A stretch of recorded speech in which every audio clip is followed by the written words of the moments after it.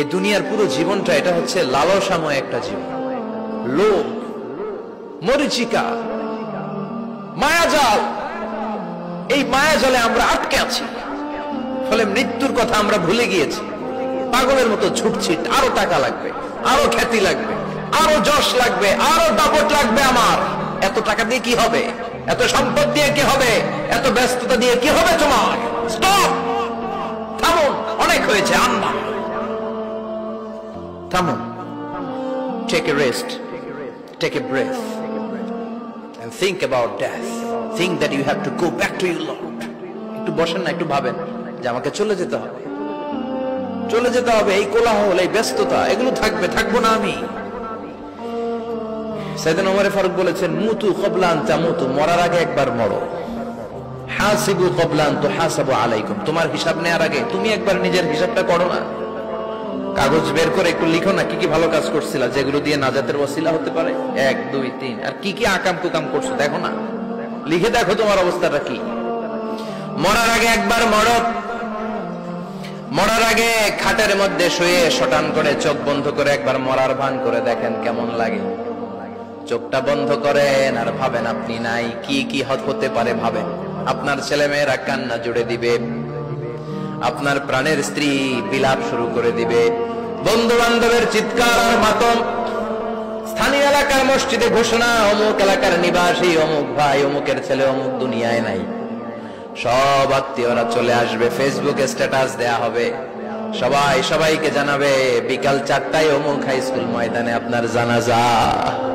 ছুটে আসবে, সবাই ছুটে আসবে আপনাকে শেষ বিদায় দিতে, গুড বাই জানানোর জন্য, আল ওয়াদা, বিদায় জানাতে আসবে সবাই। 4 তাকবীর দিয়ে আপনার জানাজা হবে, অশ্রুসিক্ত জানাজায় আপনার বিদায় হবে। কাঠের খাটিয়ার মধ্যে করে কাঁধে তুলে আপনার কবরে নেওয়া হবে। আগে থেকে খুঁড়ে রাখা কবরটার মধ্যে আপনারে বিছিয়ে দেয়া হবে। বাঁশের কচি দিয়ে তার উপরে মাটির চাপা দিয়ে সব চলে যাবে। ভাবেন না একবার চোখ বন্ধ করে, this is the circle of life, this is the nature of life. এটা সবার হবে, আমার হবে, আপনার হবে। এত মায়া, এত ভালোবাসা কই যাবে? কেউ থাকবে না, সবাই আপনার অন্ধকার কবরে রেখে দিয়ে চলে আসবে। উপরে বাঁশের কঞ্চি, তার উপরে মাটির চাপা, অন্ধকার আর অন্ধকার। এই অন্ধকার যেন শেষ হতে চায় না, শুধুই অন্ধকার, ঠিক কিনা? এজন্য আমাদের চলে যেতে হবে। দাদা গেল, চাচা গেল, মামা গেল, আমাদেরকেও যেতে হবে, জোরে কোন ঠিক কিনা?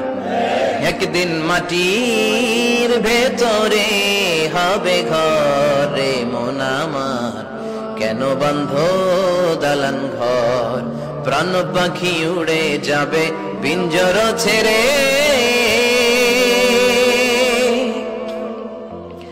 ধরা ধামে সবই রবে, তুমি যাবে চলে। বন্ধু বান্ধব যত, মাতা পিতা যারা সুত, সবই হবে তোমার পরে। মন আমার কেন বন্ধ দালান ঘর, একদিন মাটির ভেতরে হবে ঘরে মন আমার, কেন বন্ধ দালান ঘর, ঠিক কিনা? সব পরে থাকবে, চলে যেতে হবে আমাদেরকে। এজন্য আখিরাতের কথা যেন আমাদের স্মরণ হয়। বিশ্বনবী বলতেন, নাহাইতুকুম আন জিয়ারাতিল কুবুর, আমি তোমাদেরকে কবর জিয়ারত করতে আগে নিষেধ করতাম, কিন্তু এখন নিষেধাজ্ঞা প্রত্যাহার করে নিলাম।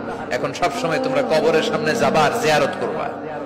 কবরস্থানে জানতো বড়ুয়া কৃষ্ণপুরের এই গ্রামের কবরস্থান আছে কোন দিকে? পূর্ব দিকে আছে, গোখরার জলের ওদিকে। যান আপনারা, একটু যাবেন, একটু গেলে আখিরাতের কথাটা স্মরণ হবে। ওখানে ছোট শিশুরা শুয়ে আছে, কিশোর যুবকরা আছে, আপনার মতো তাগড়া যুবক, মুরব্বীরা আছে। এরা এই এলাকায় থাকতো, এরা আকাশ থেকে নেমে আসে না, এই এলাকার সন্তান, আজ নাই। একটা সার্টেন পিরিয়ড শেষে আপনিও থাকবেন না। This is the nature of life, this is the circle of life. ছোট্ট শিশু হয়ে এসেছিলেন, শৈশব, কৈশোর, যৌবন, প্রৌঢ়ত্ব। আগে ছিলেন সিঙ্গেল, বিয়ে করে হয়ে গেলেন ডবল। এরপরে আল্লাহ আপনাকে একটা মেয়ে দিল, এরপরে মেয়েকে বিয়ে দিয়ে শ্বশুর হলেন, এরপরে ওই মেয়ের ঘরে সন্তান হতে নানা হলেন। আর কতদিন? অনেক দিন হলো তো, অনেক লম্বা সময় পেয়েছেন আপনি।